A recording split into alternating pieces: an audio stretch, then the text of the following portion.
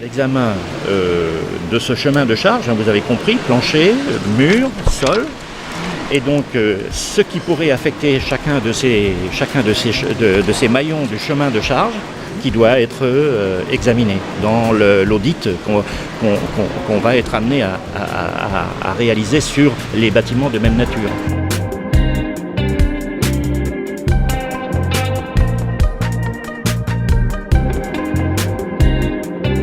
Les ouvrages ont une particularité, c'est qu'ils sont constitués de murs porteurs qui sont tous parallèles.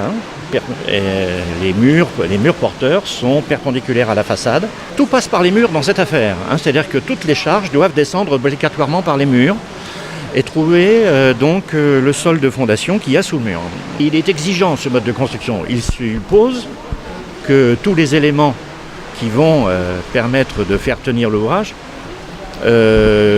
aucun ne soit en faiblesse, car il n'y a pas de report de charge possible sur des murs transversaux qui n'existent pas. La conséquence immédiate, c'est que si on a un mur porteur qui est défaillant, c'est ce que j'expliquais au ministre tout à l'heure, si on a un mur porteur qui est défaillant, soit par lui-même, mais soit par le fait que le sol qui le porte ne serait plus en mesure de le supporter, à ce moment-là, on a l'effondrement du bâtiment garanti, parce que comme les charges ne peuvent pas passer ailleurs, il n'y a pas possibilité de faire porter l'ouvrage d'une autre manière. Il faut impérativement s'assurer que les planchers sont capables de reporter les charges sur les murs. On n'a pas constaté de difficultés majeures sur cet aspect.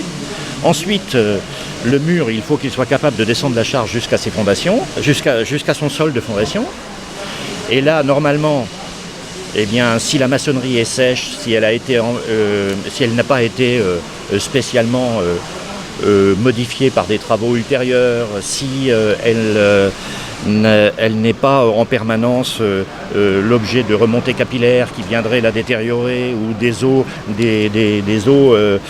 agressives qui viendraient détériorer la performance du liant constitutif du mur, de la chaux, notamment le mortier de chaux. Normalement, il n'y a aucun problème avec le fait que le mur puisse continuer à jouer son rôle.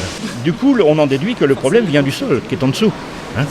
Et qui n'est plus suffisamment performant, résistant pour porter la charge qui est amenée par le mur, que le sol se soit décomprimé. Il faut regarder, il faut sonder les sols pour voir si ils sont en permanence délavés par des eaux de ruissellement, des eaux usées, voire